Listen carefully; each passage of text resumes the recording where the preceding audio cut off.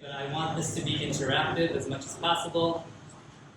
You could ask me questions, you could interrupt me, I'll try my best to answer those questions. But yeah, here for another hour, but I think I'll take about 20 minutes for at least the PowerPoint presentation and then try to open it up for a half an hour at least to pick my brain. So Ken is my mentor for Grow New York. I met Ken several years ago.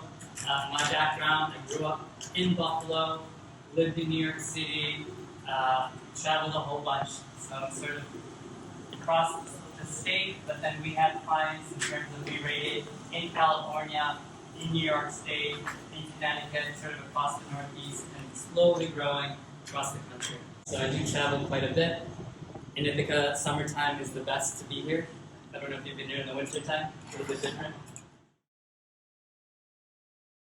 Today, so what I usually start off with, and this is probably relevant and important to you, how do you first discuss your idea with others? What is your tagline? This took me years to figure out.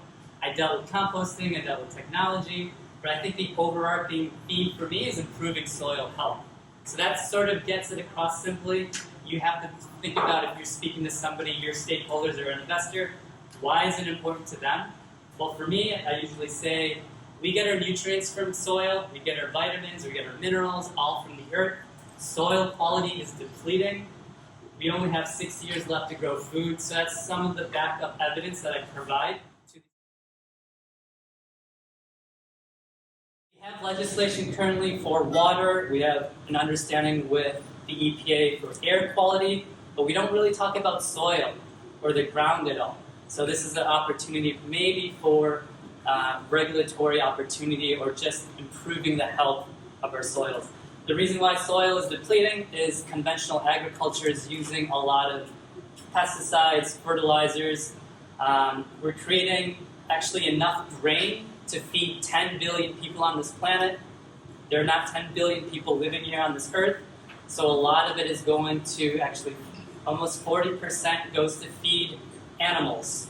About 25% goes to bioethanol to actually make gasoline. So the actual corn and soy that is being produced across America, less than 10% actually feeds people. And I don't know if people actually knew that. So that's actually what is happening in our country at the moment.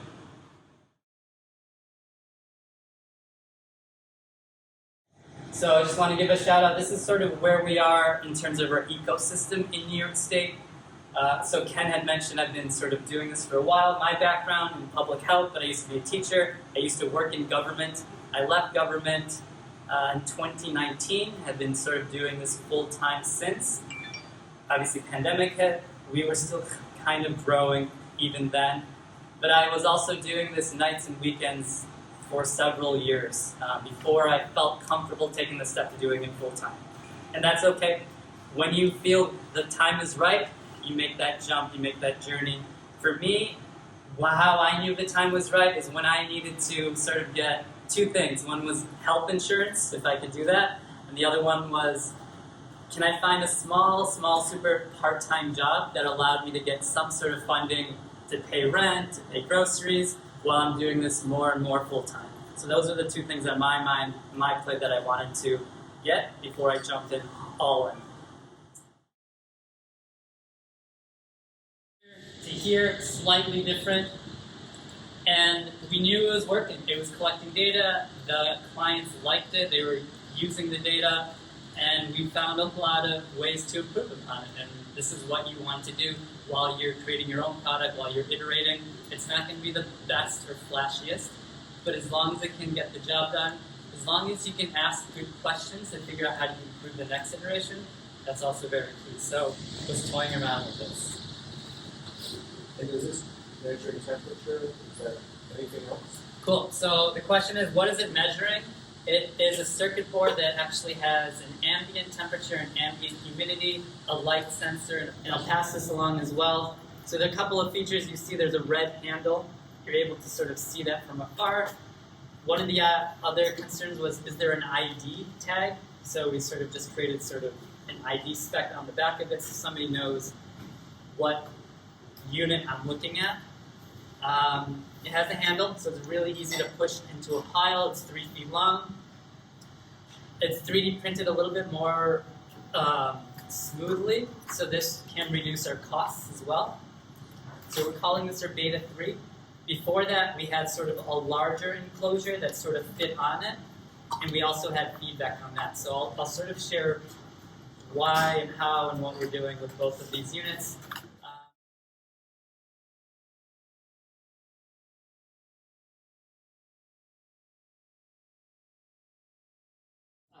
Scale for Climate Tech, they follow this rubric called the MRL, Manufacturing Readiness Levels.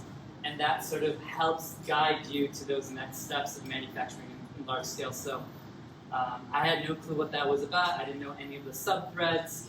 So now that understanding, that comprehension, that guidance of what we need as sort of a company to manufacture from 15 or 50 to 500 or 1,000 or 10,000, once you get that momentum, it helps you grow.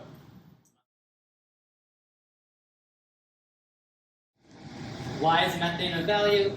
The state of California has now passed legislation for 2025 to minimize methane off-gassing in all agricultural facilities. So if we're able to maybe have a sensor for methane detection, that is definitely an opportunity for innovation. So I would also ask, what is a trend that's happening in your space? What are the legislation, what are the policies that are taking shape?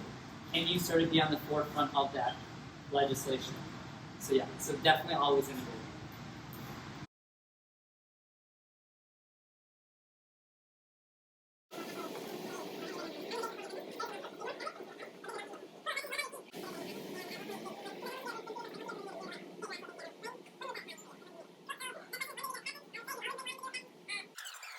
All right, thank you for your time.